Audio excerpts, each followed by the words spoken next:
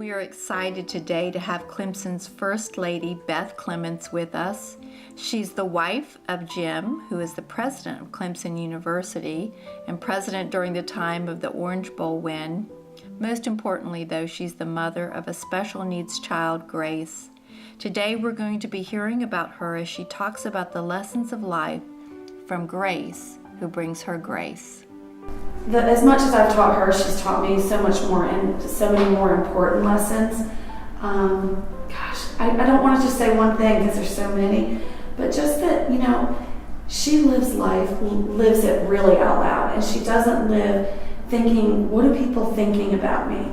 And how am I supposed to act in this environment? Because she's just really authentically herself. She's incapable of being any other. And I've learned, my grace is sufficient for you from the Bible. That got me through a lot when I thought she wasn't enough in the earthly way. She wasn't enough when you judge her against what we think is. But I know that Jesus Christ sees her as more than enough. And that if he sees that, then I am duty bound to see it the same way. When you had Grace, tell me about kind of the period of wrapping your mind around the fact that you're a special child. Mm-hmm. How did that come to play? We didn't know it at birth. You didn't? No, she was, a very typically born, full term, great. But she just didn't meet the milestones, and I was very, quick to recognize that she's my fourth child. And so, it was a long process of advocating for her that something was indeed not kind of happening. But yes, I went through a grieving process. There's no way around that. You've got to go through, like Elizabeth Kubler-Ross's 5 stages of grieving. And even when you get to acceptance, some days you bounce back. And that can happen when you just don't expect it. It can, Facebook makes it happen occasionally, just because parents will post what is a typical thing. Like right now, if Grace were typical, she'd actually be 10th grade and would have gone to the Daniel winter semi-formal, and that was all over. And I'm so happy to see those pictures and those beautiful girls, but that will throw me back to, gosh, we still carry Clifford around, and that's okay. Do you have moments of peace? Oh yeah, more peace than pain.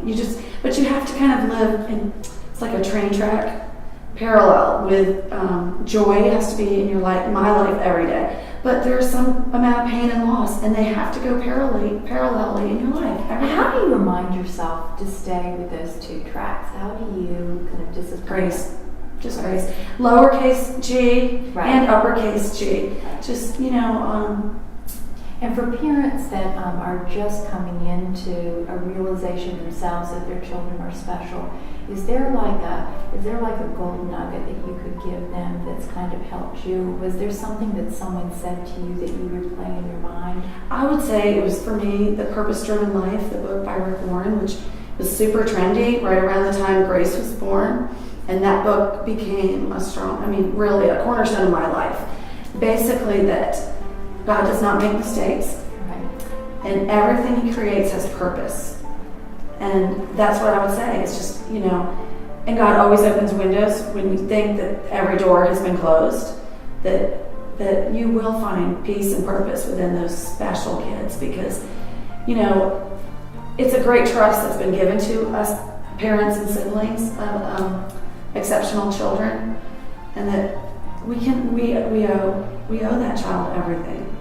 And Clemson has really embraced the special needs community, and I think one of the comments that people have said more since your husband's tenure is it's more of an accepting and generous spirit maybe than before. Do you attribute some of that to your personal experience? I would hope that it really is because of Grace and the fact that we've wrapped our arms around Clemson Life, which is learning is for everyone.